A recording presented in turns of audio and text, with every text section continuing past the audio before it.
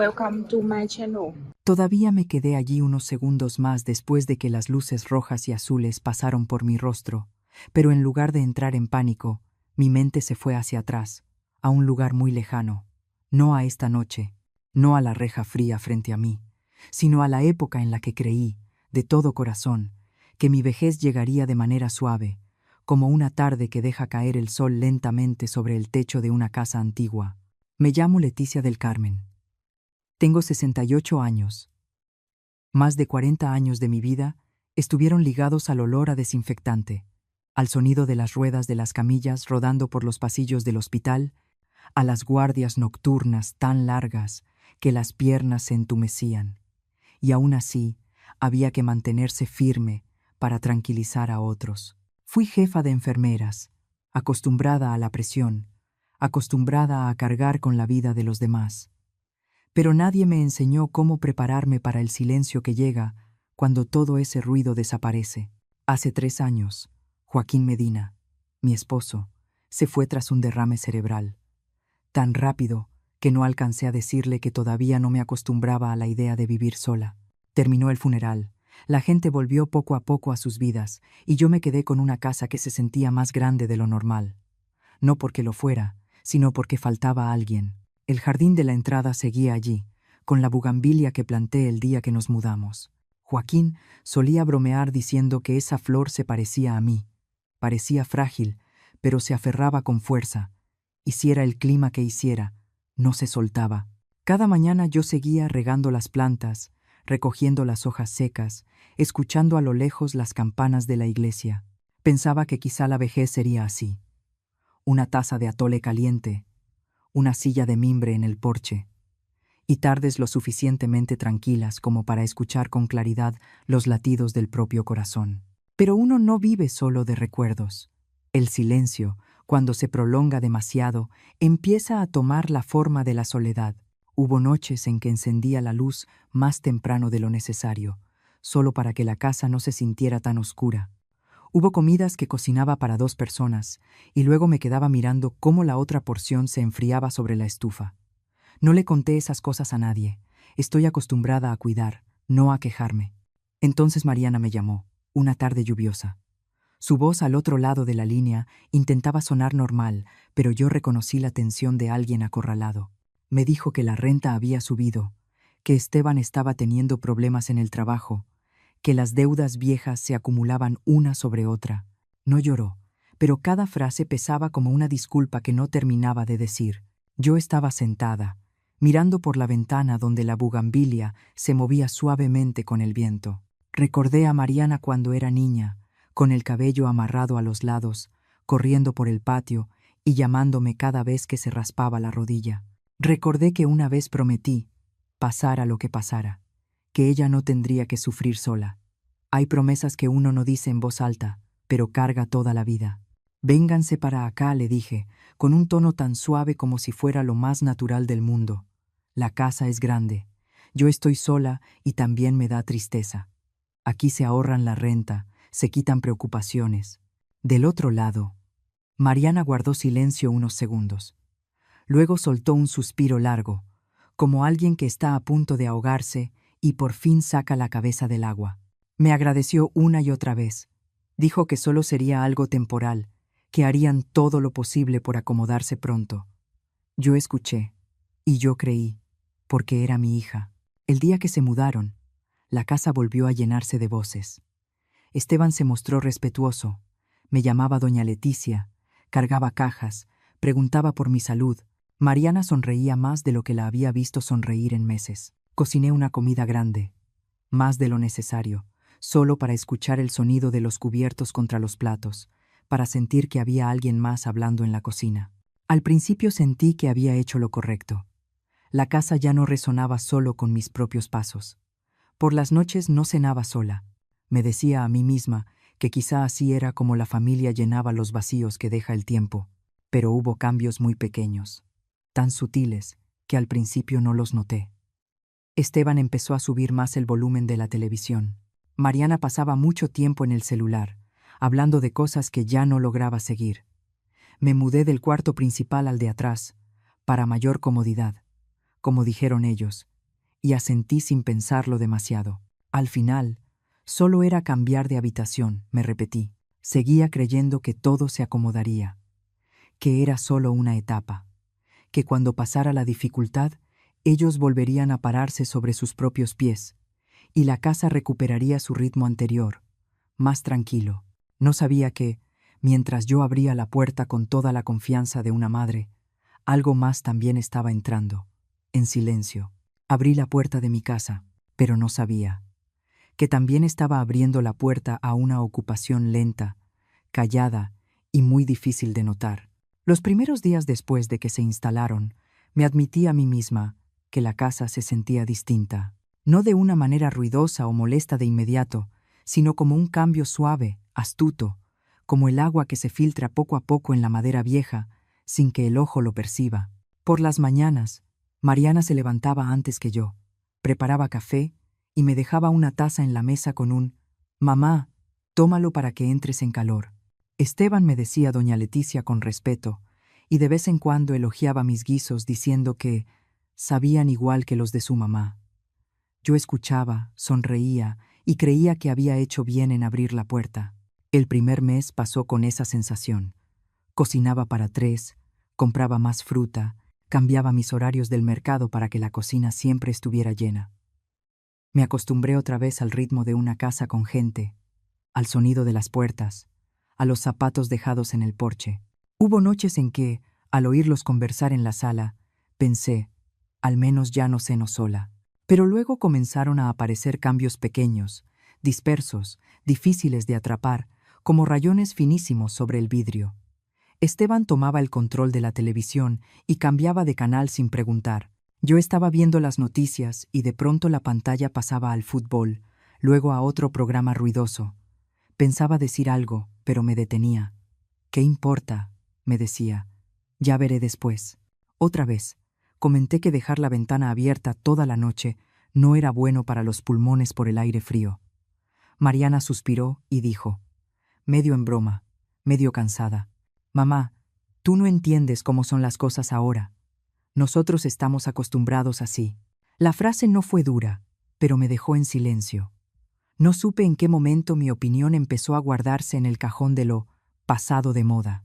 El cambio de habitación ocurrió de una manera tan natural que al principio ni siquiera me di cuenta de que estaba cediendo mi lugar.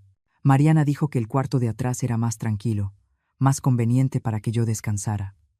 El cuarto principal tenía un baño amplio, y Esteban lo necesitaba porque solía quejarse del dolor de espalda. Miré alrededor, y todo parecía tener sentido.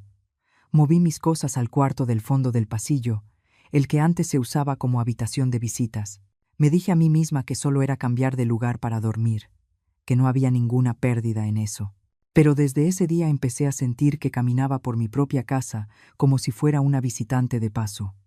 Cada vez que salía a la sala, tenía la sensación de que debía pedir permiso con mi silencio. Mi voz se fue haciendo más baja, no por miedo, sino por no querer interrumpir el ritmo de vida de ellos. Me sentaba en una esquina del sillón, los miraba conversar, reír, y a veces parecía que olvidaban por completo que yo estaba allí. Seguía repitiéndome, «Aguántate, al menos la casa tiene voces y no se siente tan sola». Me decía eso tantas veces que terminó volviéndose un hábito, como cuando uno se acostumbra a un dolor sordo. Toda mi vida he sabido sacrificarme. En el hospital estaba acostumbrada a saltarme comidas, a perder horas de sueño por los pacientes. En casa pensé que ceder un poco más de tranquilidad para mis hijos tampoco era algo tan grave, pero hubo momentos muy pequeños que me hicieron detenerme. Una tarde escuché a Esteban hablando por teléfono con un amigo, con un tono entre broma y verdad. «Aquí en casa de mi suegra se vive de maravilla, como en un hotel». Él se rió. Yo estaba en la cocina, lavando verduras. El agua seguía corriendo y no fui capaz de cerrar la llave. Empecé a notar que había cosas invisibles que estaban cambiando. Cada mes llegaban los recibos del internet y la televisión por cable, y yo los pagaba como siempre, por costumbre. Una vez, casi por accidente, me detuve a revisarlos con más cuidado y noté que el paquete había sido aumentado sin que yo me diera cuenta. Más canales deportivos, más velocidad de internet. No pregunté nada. Pensé que quizá los jóvenes lo necesitaban para su trabajo. Luego vino lo de la tarjeta bancaria adicional. Se la había dado a Mariana desde el principio, solo pensando en emergencias, en comprar medicinas o pagar algo urgente. Ese mes, al revisar el estado de cuenta, vi cargos que yo nunca había hecho. Ropa, restaurantes, pequeños lujos constantes. Me quedé sentada un buen rato con el papel en la mano, escuchando la televisión en la sala, escuchando la carcajada de Esteban. Podía preguntar, podía decir algo, pero no lo hice. Elegí el silencio, no porque no viera lo que estaba pasando, sino porque no quería romper aquello que todavía llamaba familia. Me convencí de que estaban pasando por un momento difícil, de que cuando todo mejorara las cosas serían distintas. Creí que mi paciencia era una forma de amar, pero ese silencio no suavizó nada. Al contrario, fue como tierra fértil para que creciera algo más. Esteban empezó a moverse por la casa con una familiaridad que no le correspondía, como si fuera su territorio. Mariana dejó de preguntarme antes de mover los muebles. Los objetos ligados a mis recuerdos fueron apartados, colocados en rincones, para dar espacio a cosas nuevas que yo no reconocía. Hubo noches en que regresé al cuarto del fondo del pasillo, cerré la puerta y me di cuenta de que ya no escuchaba las risas de la sala. No porque ellos guardaran silencio, sino porque esa puerta me había dejado fuera. Me senté en la cama, miré el techo, y por primera vez en muchos años me sentí perdida dentro del lugar que siempre había sido mi refugio más seguro. Aún así, seguí aguantando.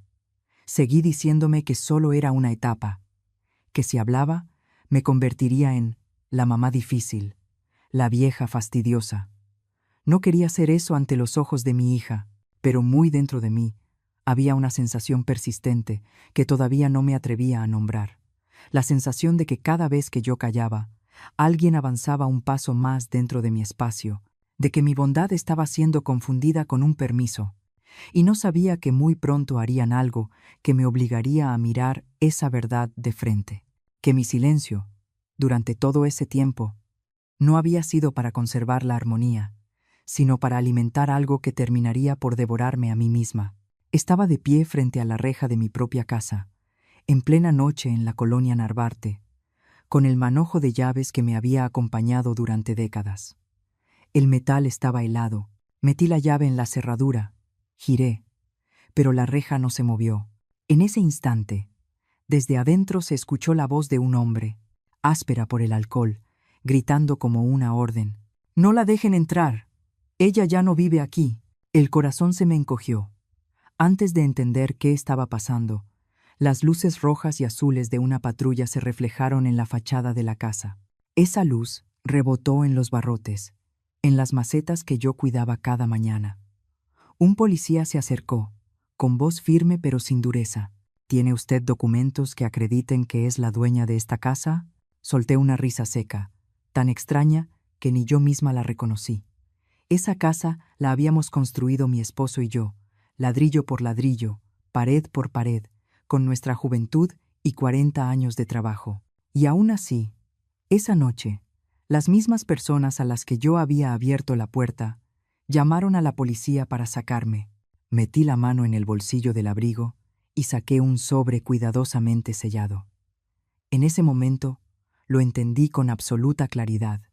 Sin eso, esa noche no solo habría perdido mi casa, habría perdido toda mi vida. Y antes de seguir contando, quiero preguntarte algo, con toda suavidad. ¿Desde dónde estás escuchando mi historia? Déjame un comentario para que lo sepa, para que yo entienda hasta dónde ha llegado este dolor. Esa noche avanzó muy despacio, como si toda la casa contuviera el aliento esperando que algo ocurriera. Lo noté desde que cayó la tarde, cuando Esteban regresó más temprano de lo habitual, con un andar distinto y una bolsa grande de cervezas en la mano. No me miró, dejó la bolsa sobre la mesa y gritó hacia el cuarto de adentro. «Hoy en la noche vienen unos amigos a ver el fútbol». La frase cayó en el aire como un aviso, no como una petición. Yo estaba en la cocina, cortando verduras. El cuchillo se quedó suspendido a medio movimiento. Miré a Mariana. Estaba recargada en el refrigerador, deslizando el dedo por el celular, y asintió apenas, como si eso ya estuviera decidido desde antes. Abrí la boca para decir algo, pero me quedé callada. Una parte de mí todavía quería creer que solo sería una noche más ruidosa de lo normal. Cuando oscureció por completo, los amigos de Esteban empezaron a llegar uno tras otro. Traían risas estruendosas, olor a cerveza barata y humo de cigarro. La televisión estaba a todo volumen. El fútbol se apoderó de la sala. La voz del narrador, los gritos en cada jugada hacían vibrar las paredes. Miré la mesa de madera en medio del cuarto, la misma que Joaquín había pulido con sus propias manos años atrás, ahora cubierta de latas de cerveza y ceniceros. Cada rayón sobre la superficie me atravesaba el pecho como si fuera directo al corazón. Intenté aguantar. Cerré la puerta de mi cuarto, corrí las cortinas, me puse algodón en los oídos, pero el bajo del equipo de sonido parecía atravesarme hasta los huesos. Me acosté en la cama, mirando el techo, sintiendo el corazón latir más rápido de lo normal. Pensé en la cita para revisar la presión a la mañana siguiente. Pensé en lo que el doctor me había dicho, que tenía que dormir bien. Me repetí, solo les pido con calma y me regreso a mi cuarto. Todo va a estar bien. Me puse un suéter delgado y salí al pasillo en pantuflas.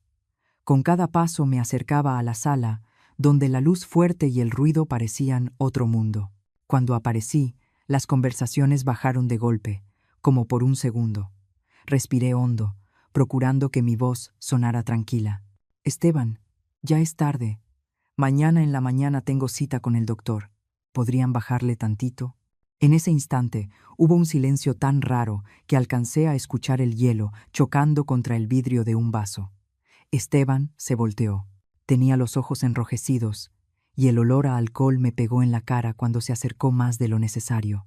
¿Qué dijo?, preguntó, bajando la voz. Lo repetí, más despacio, como cuando le hablas a un paciente difícil. Nada más bájenle tantito. Ya es tarde. Entonces se rió, una risa seca, áspera. Si no te gusta el ruido, lárgate, vieja. Aquí mando yo. Esa frase me pegó como una bofetada, no en la cara, sino en algo más profundo. Me quedé quieta. Sentí que el cuarto daba una vuelta leve, como cuando una se queda demasiado tiempo de pie en un turno de noche. No reaccioné de inmediato. Volteé hacia Mariana. La miré, esperando algo muy simple. Una palabra, un gesto, cualquier señal de que yo no estaba sola. Mariana levantó la vista y me miró unos segundos. Sus ojos pasaron por mi cara y luego cayeron de nuevo a la pantalla del celular. Encogió los hombros, muy apenas, como diciendo, «No hagas grande el problema», y bajó la mirada otra vez. El dedo siguió deslizándose sobre la luz del teléfono. En ese momento entendí algo que yo había evitado mirar durante mucho tiempo. No solo me estaba faltando al respeto mi yerno, me estaba dejando sola mi propia hija, delante de extraños. Esa sensación no fue escandalosa ni explosiva. Fue fría y honda, como agua que se mete en una tela gruesa. No grité, no discutí. Toda mi vida de enfermera me enseñó que, en los momentos más peligrosos, quien mantiene las manos firmes es quien todavía tiene el control. Miré a Esteban una vez más, sin enojo y sin miedo, solo con la certeza final de que yo ya no tenía lugar en ese cuarto. Me di la vuelta y me fui. Detrás de mí, el partido estalló otra vez, más fuerte que antes, como un desafío. Crucé el pasillo con pasos pesados pero parejos. Cuando llegué a mi cuarto, cerré la puerta con suavidad, como si tuviera miedo de molestar a alguien, una costumbre vieja que todavía no se moría. Me senté en la orilla de la cama.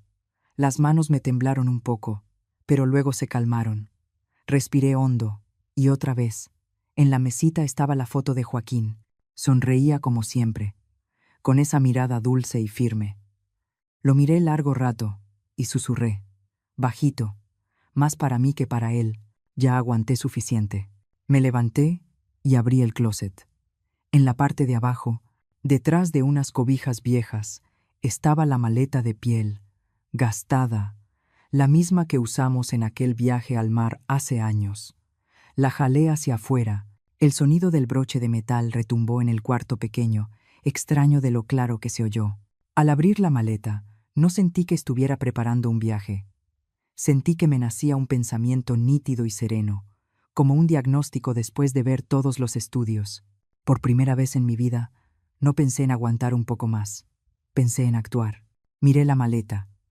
Y luego miré alrededor el cuarto, al final del pasillo, el cuarto que yo me repetía que era temporal. Y en mi cabeza sonó una frase, sin drama, sin gritos, pero tan definitiva que me recorrió un escalofrío. Ya es hora de operar.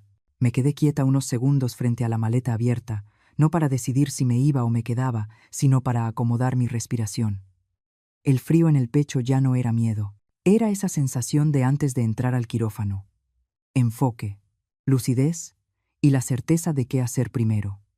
Me agaché, me arrodillé en el piso y recorrí la alfombra pequeña a un lado, debajo de la cama, donde Joaquín siempre decía: «Déjalo ahí para que no estorbe». Estaba la caja fuerte baja, gris, que me había acompañado por años. La abrí con una costumbre antigua. No me temblaron los dedos. Adentro, los papeles estaban perfectamente ordenados dentro de una carpeta de plástico azul, el color de los expedientes, de los signos vitales, de las decisiones que no se pueden tomar con dudas. Puse la carpeta sobre la cama, me senté a un lado y dejé que la luz de la lámpara cayera directo sobre cada renglón. No era la primera vez que leía esos documentos, pero sí era la primera vez que entendía por completo el peso de cada punto, de cada cláusula. Después de que Joaquín murió, pasé meses con esa confusión de quien despierta tras una anestesia larga. Lo familiar se volvió extraño, y lo que más me asustaba eran las decisiones sobre el futuro de mi hija. En ese tiempo, Tomás Rangel, amigo de Joaquín, abogado más acostumbrado a las notarías que a las salas, fue a verme. Se sentó en la silla de mimbre del porche, tomó el café que yo le serví y me escuchó hablar de Mariana, del miedo de una madre a que su hija se desmorone. Tomás no me interrumpió. Esperó a que yo terminara y luego bajó la taza con una voz grave, lenta. «Leticia, querer a tu hija es una cosa, los papeles son otra». Yo recuerdo que fruncí el ceño, porque me dolía esa manera tan directa de decirlo. Él siguió: «No porque tu hija sea mala, sino porque la vida no es suave. Tú cuidas el cariño con el corazón, pero la ley cuida los límites con firmas». Hablamos mucho esa tarde. Firmé ciertos documentos para evitar trámites después, como él decía. Se adelantó el nombre en una parte. Sí, pero yo conservé el usufructo de por vida claro, sin enredos, y una cláusula de revocación en caso de maltrato o ingratitud. Al firmar, me reí y dije que seguro nunca iba a necesitar eso.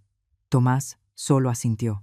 No se rió conmigo. Esa noche, al abrir de nuevo aquella carpeta azul, todo quedó tan claro como bajo la lámpara del quirófano.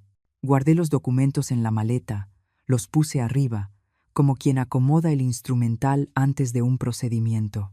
No metí mucha ropa, solo lo necesario, pero sí guardé los papeles, mis tarjetas del banco y una libreta pequeña. Cerré la maleta y escuché el broche hacer clic, firme. Salí al pasillo. En la sala seguía el escándalo. Gritos, carcajadas, el olor a cerveza y tabaco mezclándose en el aire. Nadie notó que yo pasaba.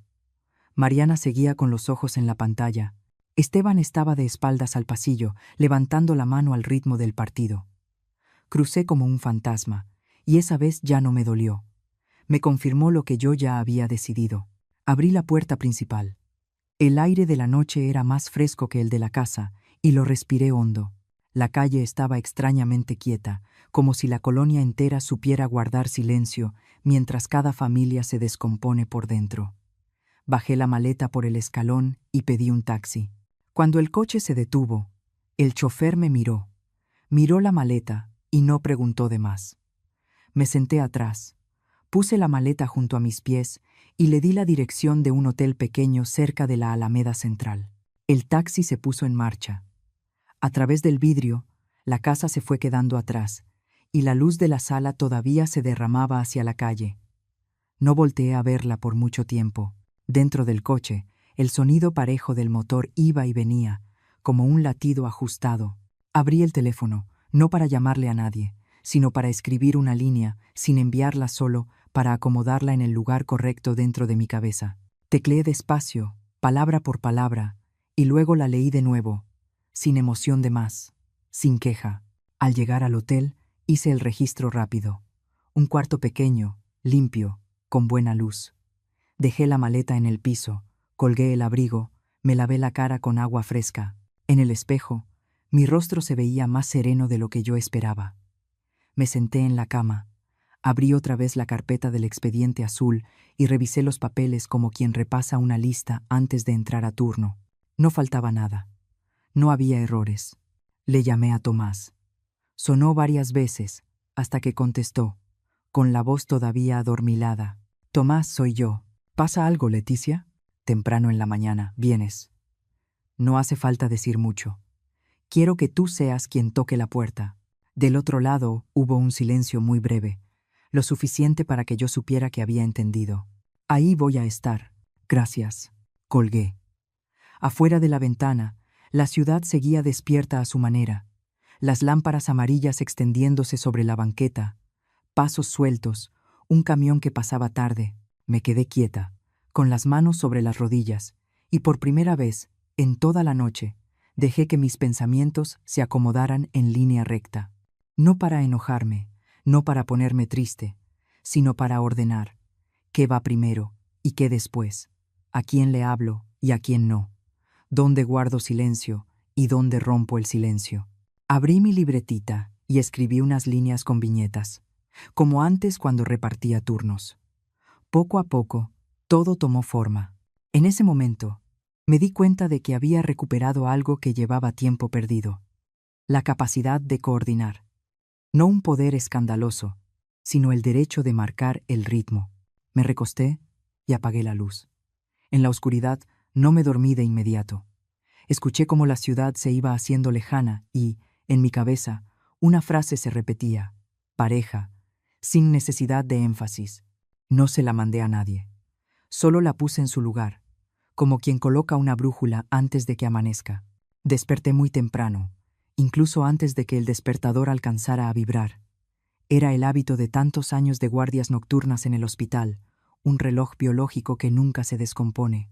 La luz tenue de la mañana se colaba por la rendija de la cortina del hotel, suave y extraña. En el primer instante no escuché la tele, no escuché portazos, no olí café quemado en la cocina, solo silencio. Un silencio tan completo que tuve que incorporarme para asegurarme de que estaba despierta. El teléfono, sobre la mesita, vibró, luego volvió a vibrar, y otra vez. Ni siquiera tenía que mirar la pantalla para saber quién era. Mariana. Lo dejé vibrar, como si fuera una campanita sonando en un cuarto vacío. Al final, la pantalla se apagó, y unos minutos después se encendió de nuevo. Entró un mensaje: mamá, ¿a dónde te fuiste? No hay café. No encuentro qué desayunar. Puse el teléfono boca abajo. Esas palabras, si me hubieran llegado ayer, quizá me habrían hecho ponerme el abrigo y regresar corriendo. Pero esa mañana las miré con otros ojos, más claros, más fríos. Fui al baño, me lavé la cara con agua fresca y me miré en el espejo. No vi a alguien que se había ido de su casa. Vi a una mujer que había dejado de hacer cosas que otros daban por hechas. Me preparé un café pequeño, con un sobre de café soluble del hotel, y al primer sorbo escuché un pensamiento dentro de mí, sin ruido pero definitivo. Ellos convirtieron mi amor en un servicio. Nadie firmó un contrato, nadie lo dijo en voz alta, pero así funcionaba todo. Yo cocinaba, yo pagaba, yo mantenía la casa andando. Ellos solo vivían ahí, y a eso le llamaban derecho. Me senté en la cama, tomé el teléfono y abrí cada aplicación, cada cuenta, como quien revisa signos vitales de un paciente que está perdiendo sangre. En urgencias aprendí algo: si no detienes la hemorragia a tiempo, todo lo demás no sirve. No me vi a mí misma castigando a nadie. Me vi deteniendo una fuga que llevaba demasiado tiempo yéndose por donde no era.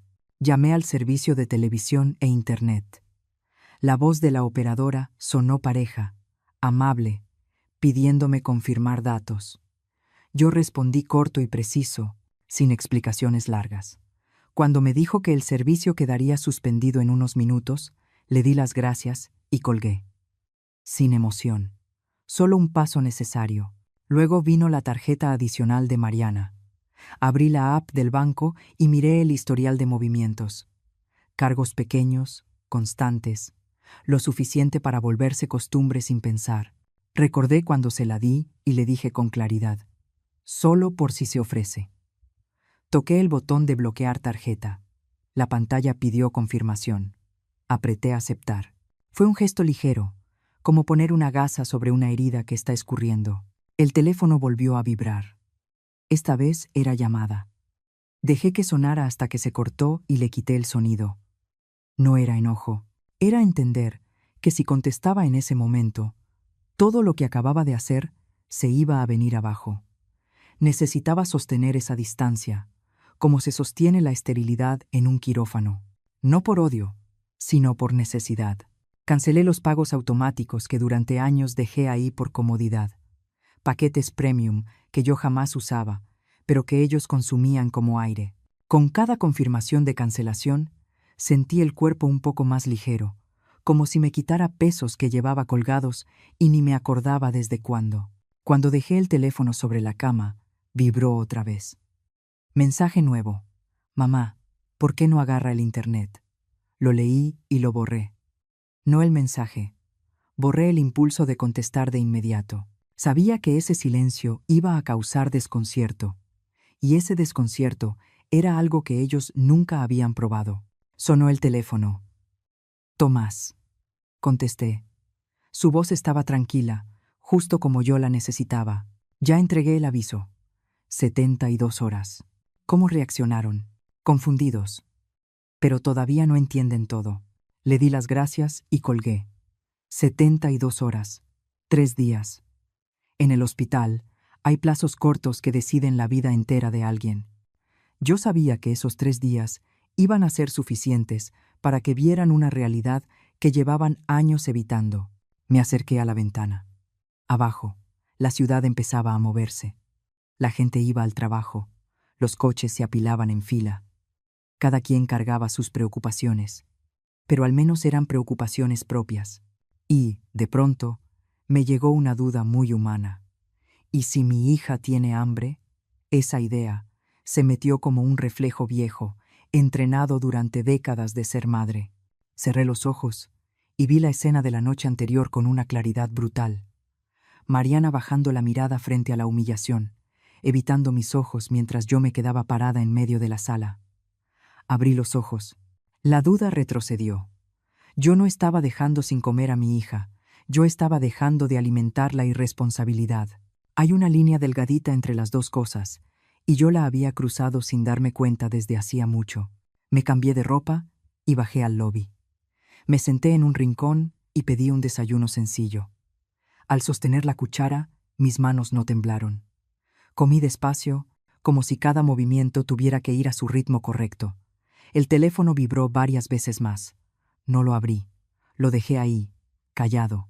Y dentro de ese silencio sentí que algo distinto empezaba a formarse. Yo no me vengaba a gritos. No necesitaba pararme frente a ellos a pelear sobre quién tenía razón. Hice lo que nunca esperaron.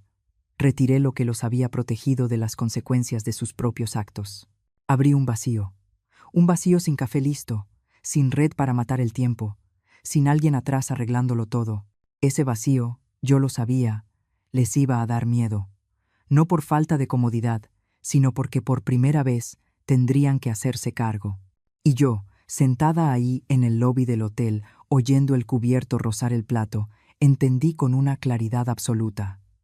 Hay batallas que no requieren ruido, solo retirar lo correcto, en el momento correcto, y dejar que el silencio haga el resto.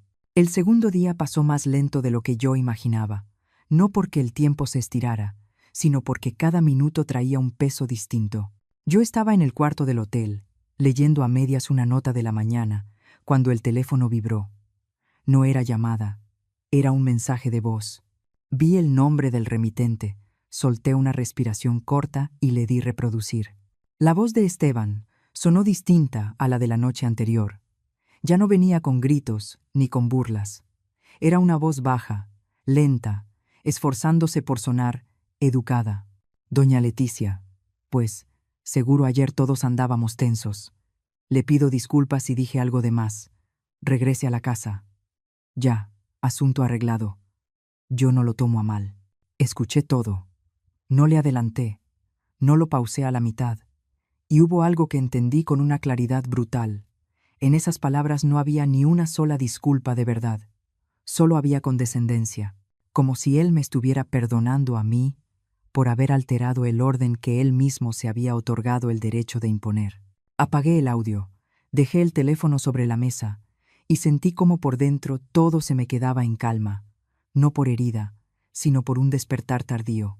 No pasaron ni 10 minutos cuando me llegó un mensaje de Mariana. Mamá, ya exageraste. Aquí todo está hecho un caos. Regresa, hablamos para que todo se calme. Leí esas palabras una y otra vez. Exageraste, para que todo se calme. Y vi por fin algo que antes yo siempre evitaba mirar de frente. Para mi hija, yo seguía siendo la que debía agacharse para conservar la paz, la que debía ceder un paso, y luego otro, con tal de que los demás no se incomodaran. No contesté. No porque no supiera qué decir, sino porque si respondía en ese instante, me iba a poner otra vez el papel de siempre, el papel de la que arregla, de la que se sacrifica para que otros estén tranquilos. Dejé el teléfono, me levanté y caminé en círculos por el cuarto. Mis pasos iban lentos, como si estuviera midiendo un espacio nuevo, un espacio donde yo no tenía que reaccionar de inmediato ante las necesidades de nadie. Le llamé a Tomás. Contestó al primer timbrazo, como si ya hubiera adivinado esa llamada. Ya te empezaron a marcar, ¿verdad? Sí. Acuérdate de lo que te dije ayer. No cortes la luz ni el agua tú directamente. Solo deja de pagar. Las compañías hacen lo demás con su propio procedimiento. Su voz era tranquila, sin prisa, sin adornos. Le di las gracias y colgué. Ese consejo me sostuvo. Yo no estaba haciendo nada impulsivo. Solo estaba dejando que el sistema funcionara como fue diseñado, sin favoritismos, sin sentimentalismos. Me senté junto a la ventana, saqué papel y pluma. Hacía mucho que no escribía a mano, pero en ese momento necesitaba sentir la tinta marcando el papel. Puse un título sencillo, Gastos pagados, y línea por línea anoté. La despensa mensual, la luz, el agua, el internet, la televisión, arreglitos de la casa. No eran cantidades enormes por separado, pero juntas armaban un retrato tan claro que tuve que detener la pluma varias veces. Al final de la hoja me quedé más tiempo. Escribí una línea sin números. Dignidad. Me quedé mirando esa palabra y luego la subrayé. Ese era el gasto más caro, y también el que yo había permitido que me cobraran poquito a poquito sin darme cuenta. El teléfono volvió a vibrar. Otro mensaje de Mariana, más corto. ¿Por qué no contestas? Lo tomé, lo vi y lo dejé otra vez. Recordé su mirada aquella noche, cuando bajó la cara al teléfono y me dejó sola. Mi silencio ahora no era castigo, era espejo. Yo quería que Mariana viera, sin filtro, lo que se siente cuando alguien te abandona con tal de evitarse problemas. Por la tarde salí a caminar un rato. La ciudad seguía con su ruido, pero yo me sentía aparte, como si caminara por una orilla. Compré una libreta nueva, en una tiendita cerca del parque. Me senté en una banca y pasé los dedos por las hojas en blanco. En mi cabeza se repetía una pregunta. ¿Por qué tengo que sentir vergüenza en mi propia casa? No necesitaba contestarla en ese momento, pero esa pregunta me llevó a otra idea más nítida. Si ellos me habían avergonzado frente a gente ajena, si se habían acostumbrado a tratarme como parte del fondo de su vida, entonces ya era hora de que ese orden se volteara.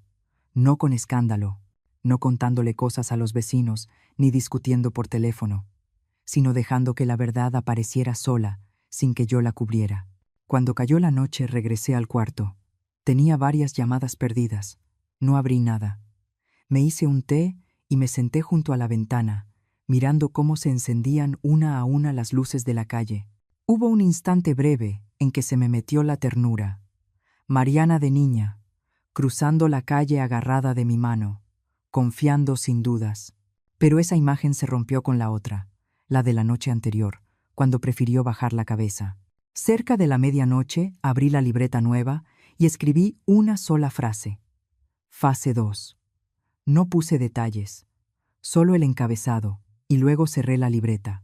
Esa decisión no nació del coraje, nació en silencio, como cuando una sabe que primero se detiene la hemorragia y luego se hace lo demás. Me recosté sin apagar la luz de inmediato. No había gritos en mi cabeza, ni respuestas imaginarias. Solo una certeza. El poder no siempre hace ruido. A veces vive en quien tiene que explicar, quien tiene que esperar y quien marca el ritmo de la vergüenza. Y esa noche, mientras la ciudad se iba apagando, yo supe que estaba lista para dar un paso más, no para desquitarme, sino para poner cada cosa en su lugar. La mañana del tercer día llegó con un sol más duro de lo normal. Lo sentí apenas salí del hotel. El calor subía del asfalto como una advertencia sin misericordia. Caminé despacio, rumbo a la casa, por calles conocidas, con una calma que a mí misma me sorprendía. Ya no existía la duda de los 2 días anteriores. Todo dentro de mí estaba en su ritmo, como antes de un procedimiento difícil, sin espacio para emociones de sobra. Primero pasé por el taller pequeño de don Hilario, cerrajero de toda la vida en la colonia, amigo viejo de Joaquín. Antes, cuando una chapa se atoraba, Joaquín lo llamaba. Trabajaban y entre herramienta y herramienta hablaban de fútbol y de tiempos pasados.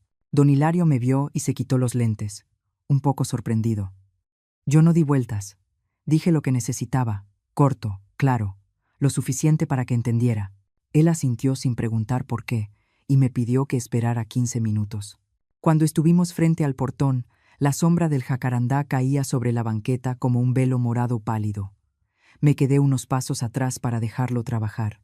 El metal sonó suave, constante, y sin querer.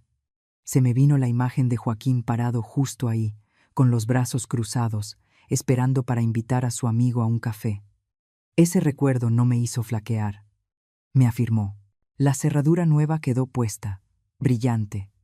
La cochera también, con un seguro firme.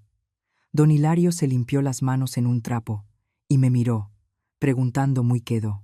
¿Todo bien, Leticia? Todo bien, le respondí. No dijo más. Antes de irse, me dejó las llaves nuevas en la palma. El metal estaba fresco y pesaba lo justo para recordarme que algo ya había cambiado. Me quedé bajo el jacarandá, mirando hacia adentro. Ya no se escuchaba el aire acondicionado de siempre. Ese silencio no era agradable, pero decía algo con claridad. El sistema ya estaba haciendo su parte. Imaginé el calor encerrado, espeso, y entendí que, por primera vez, ellos no podían prender un botón para huir de las consecuencias. La puerta de la casa se abrió de golpe. Esteban salió desaliñado, la camisa arrugada, los ojos hundidos. Entrecerró la mirada por el sol, se paró detrás de los barrotes y soltó una risa seca. ¿Y ahora qué? ¿Ya se te acabó el dinero del hotel y vienes a pedir que te dejen entrar? Su voz intentaba sonar superior, pero yo alcancé a oír la prisa escondida al final. Yo no avancé. Me quedé en mi sitio, dejando que el sol le pegara de frente. Vengo a revisar el avance de la mudanza, dije, pareja. A las 6 de la tarde se vence el plazo. La frase cayó en el aire como un reloj imposible de negociar. Esteban frunció el ceño, miró alrededor, como buscando apoyo. Y en ese mismo momento, varias puertas del vecindario comenzaron a entreabrirse. Doña Marta, la de enfrente, regaba sus plantas más lento de lo normal. Don Luis, al lado, fingía acomodar su radio. Esos oídos que habían tenido que aguantar música a todo volumen aquella tercera noche, ahora se asomaban en silencio hacia mi portón. Esteban se dio cuenta de eso. La arrogancia en su rostro cayó un nivel. «Usted no puede hacer eso», dijo más fuerte, como si intentara convencerse a sí mismo. «Voy a llamar a la policía». Metí la mano en mi bolsa y saqué el sobre que ya llevaba preparado. No lo levanté en alto ni hice alarde. Solo lo apoyé sobre los barrotes, dejando que el sol iluminara el borde del papel. «Llame», dije. «Yo tengo documentos». Un silencio espeso se extendió entre nosotros. Vi a Esteban tragar saliva.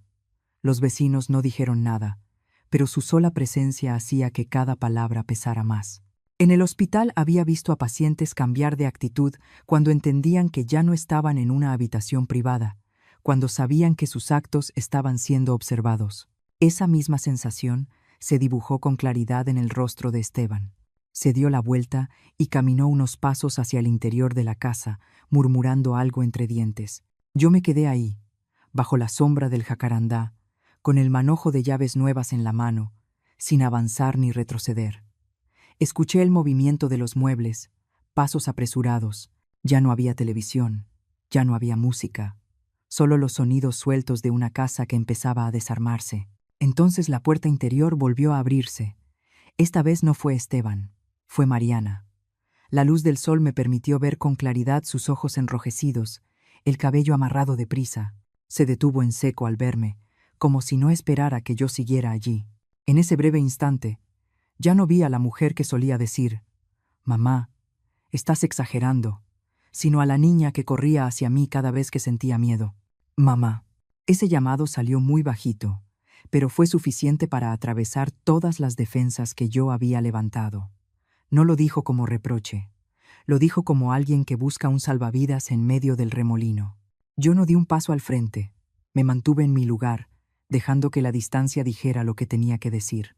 Mariana se aferró a los barrotes, me miró, luego miró las llaves en mi mano. La comprensión empezó a asomarse en su mirada. Esta vez, nada estaba bajo su control. Esteban apareció detrás de Mariana, dispuesto a decir algo, pero se detuvo al notar las miradas de los vecinos fijas en el portón. Bajó la voz, cambió el tono, intentó suavizarse. «¿Podemos hablar? Al menos pasar adentro». Negué con la cabeza. Apenas. No era un rechazo al diálogo, sino a volver a un espacio que ya no era seguro para mí.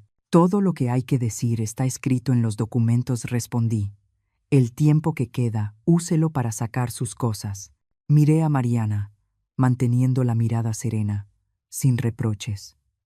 Ella bajó la cabeza y las lágrimas cayeron sobre sus manos. Esa escena me apretó el corazón por un segundo muy breve, pero no crucé el límite que ya había marcado. Hay lecciones que no se enseñan con consuelo. Me di la vuelta y me alejé despacio, paso a paso, saliendo de la sombra del jacarandá. Detrás de mí, las voces se hicieron más bajas, hasta mezclarse con el silencio pesado del mediodía. No sabía qué se dirían cuando la puerta se cerrara. Solo sabía que, a partir de ese momento, el orden había cambiado. Y ese cambio no necesitó gritos, necesitó testigos, un portón que no se abrió y la verdad expuesta, desnuda, bajo el sol. Yo seguía frente al portón, con el sol cayéndome directo en los hombros, cuando Mariana empezó a hablar más rápido, con la voz entrecortada, como quien teme quedarse sin aire. Me habló del calor dentro de la casa, de la leche que ya se había echado a perder en el refrigerador, de los alimentos congelados que se habían descongelado, de que no quedaba efectivo en su cartera. Yo escuché sin interrumpir. En sus ojos vi un pánico real, pero era el pánico de alguien que, por primera vez, se veía obligada a enfrentar las consecuencias, sin su salida habitual. «Mamá, hace muchísimo calor», dijo Mariana, aferrándose a los barrotes. «La comida ya se echó a perder. No tengo dinero». Respiré hondo, cuidando que la voz no me temblara. Mariana la llamé por su nombre, despacio. «Ya tienes 35 años». La frase no fue dura, pero cayó como una línea que detiene el paso.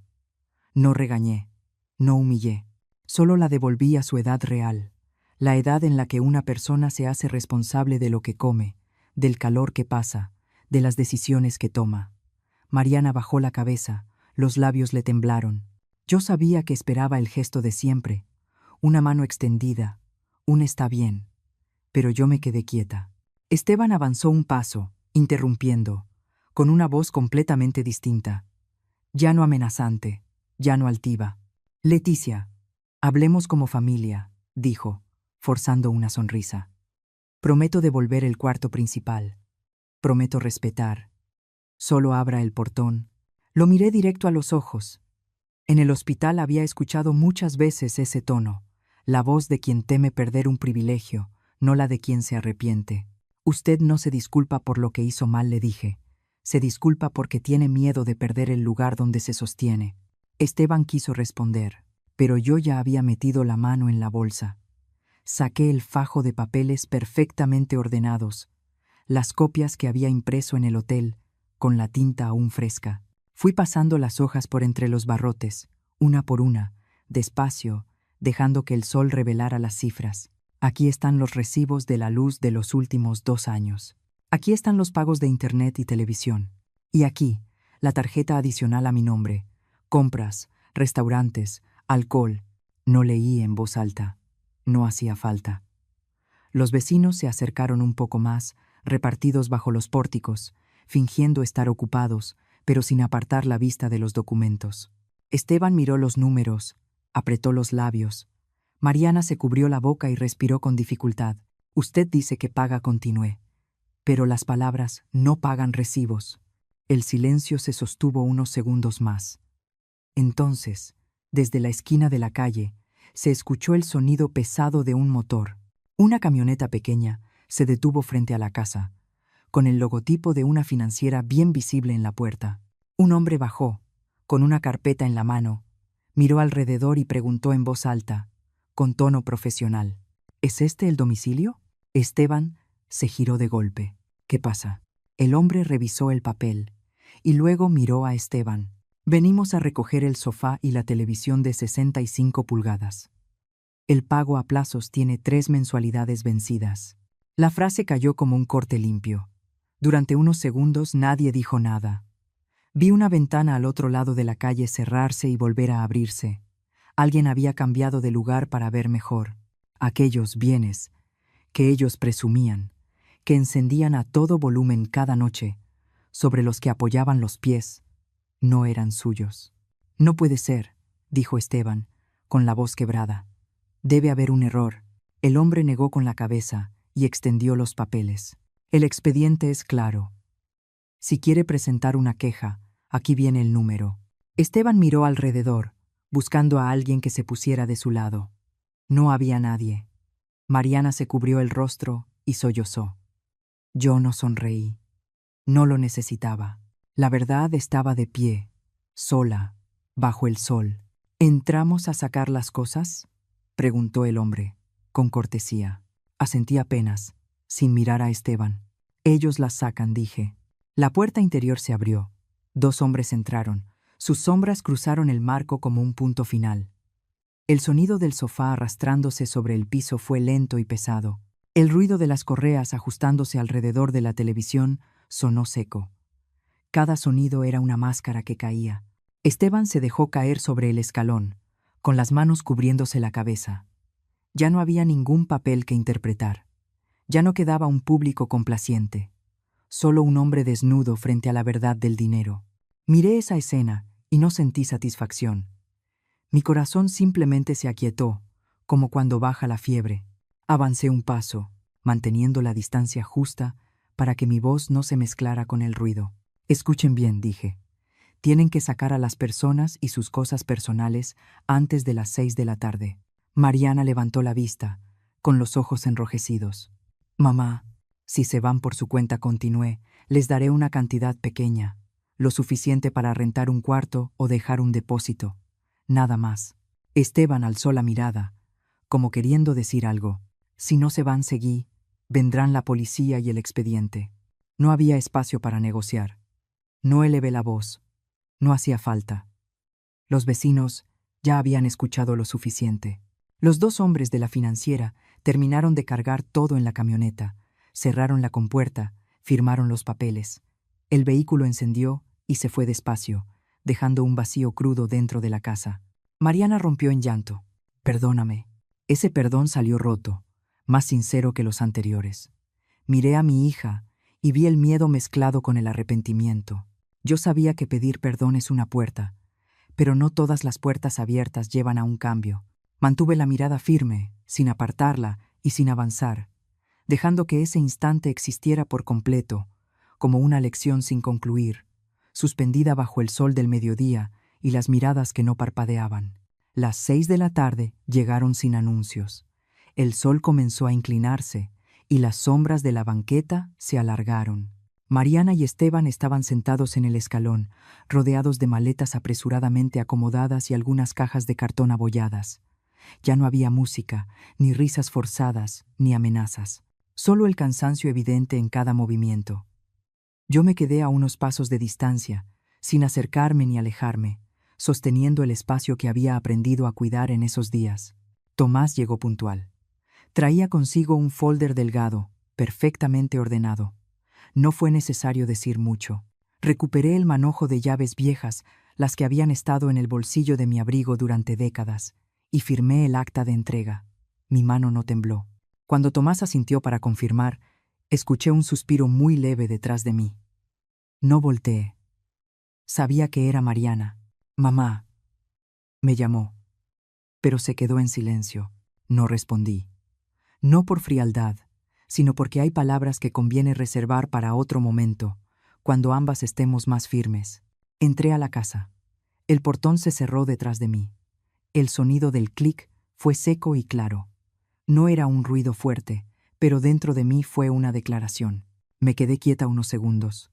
Apoyé la mano en el cerrojo, sentí el metal frío, y solo entonces me giré para mirar el espacio familiar que ahora se sentía extraño. La casa estaba en silencio.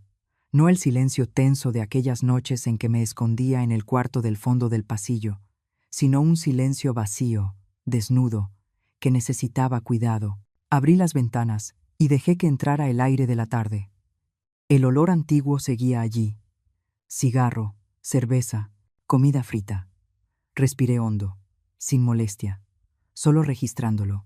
Como cuando entras a una habitación que necesita limpieza, supe por dónde empezar. Los días siguientes pasaron con regularidad. Pinté las paredes de la sala con un color claro y suave. Lavé las cortinas, trapeé el piso, cambié los cojines, retiré los objetos que no me pertenecían y dejé los que estaban ligados a Joaquín y a mí. El sillón de piel viejo, la mesa de madera donde se habían servido tantas comidas familiares. Cada mañana salía temprano al jardín a regar las bugambilias. Podé las ramas secas, brotaron hojas nuevas, verdes. Sentí que yo también estaba volviendo a crecer así, sin prisa, pero con firmeza. Pasaron 2 meses, luego 3. Un mediodía, Mariana llegó sola. Estaba más delgada, vestida con sencillez, sin maquillaje cargado. Se quedó frente al portón, esperando a que yo saliera a abrir. Al mirarla a los ojos, ya no vi la defensa de antes, sino una cautela nueva, la de alguien que está aprendiendo a sostenerse por sí misma. Nos sentamos en la mesa de la cocina. Serví agua. No hubo café ni pan dulce. Mariana habló despacio. Dijo que había vuelto a trabajar, jornadas largas, sueldo no muy alto, pero constante. Esteban, contó, estaba en un trabajo honesto, pesado. Dijo que él bebía menos, no por promesas, sino por miedo a perder el empleo. Escuché y asentí. No elogié ni critiqué. No necesitaba validar esos cambios. Necesitaban tiempo para demostrarse. No vine a pedirte nada, dijo Mariana, con la mirada fija en el vaso. Solo quería decirte que entendí. Apoyé la mano sobre la mesa, manteniendo la distancia justa. Entender es bueno, respondí. Mantenerlo es lo difícil. Ella asintió. Al levantarse para irse, miró alrededor de la cocina y luego me miró a mí. Abrí el portón. No hubo abrazos ni manos tomadas, solo un leve movimiento de cabeza, suficiente. Yo no corté a mi hija. Corté la dependencia. Mis límites no eran un muro, sino una puerta con condiciones. Para entrar, había que traer respeto. No lo expliqué muchas veces. Dejé que mi manera de vivir lo dijera. La sala fue cambiando poco a poco. Reacomodé los sillones, coloqué una mesa larga. Los jueves por la tarde invité a varias mujeres del barrio a tomar té. Hablábamos de salud, nos tomábamos la presión, compartíamos recetas médicas, hablábamos de los hijos. Nadie tenía que pedir permiso para hablar. Nadie era callada por no entender los tiempos de ahora. Volví a un papel que conocía bien, el de cuidar. Pero esta vez cuidaba a las personas correctas. No rescaté a quienes me veían como un servicio. Me cuidé a mí y a quienes entendían el valor de la consideración. Algunas noches me sentaba sola en el porche. escuchando los insectos, mirando las bugambilias florecer. Pensaba en el camino recorrido, no para culparme ni para celebrarme, sino para reconocerlo. Aprendí que amar no es lo mismo que aguantar sin límite, que la vejez no es encogerse para acomodarse a la comodidad ajena. La vejez es ocupar el tamaño correcto de una misma. Esta casa alguna vez fue el lugar donde otros me daban órdenes. Hoy es el lugar donde vivo a mi propio ritmo, con ruido cuando lo quiero y con silencio cuando lo necesito. Yo no eché a mi hija a la calle, eché de la casa la costumbre de tratar a una madre como servicio, y desde entonces, cada vez que el portón se cierra, el sonido del clic ya no es encierro. Es la confirmación de que estoy en el lugar correcto, viviendo la vida que elegí. Al contar esta historia, todavía escucho con claridad el sonido del portón al cerrarse, no para aislar, sino para proteger. Tal vez muchos de nosotros, en algún momento de la vida, hemos tenido que aprender a poner límites tarde, como yo. Si esta historia te tocó el corazón, regálame un like, sígueme y suscríbete para que podamos encontrarnos en más historias. Y de verdad quiero saber, ¿desde dónde estás viendo mi historia? ¿Alguna vez viviste un momento en el que tuviste que elegirte a ti mismo o a ti misma? Quizá tus palabras en los comentarios sean el consuelo que alguien, en este momento, necesita para sentirse escuchado.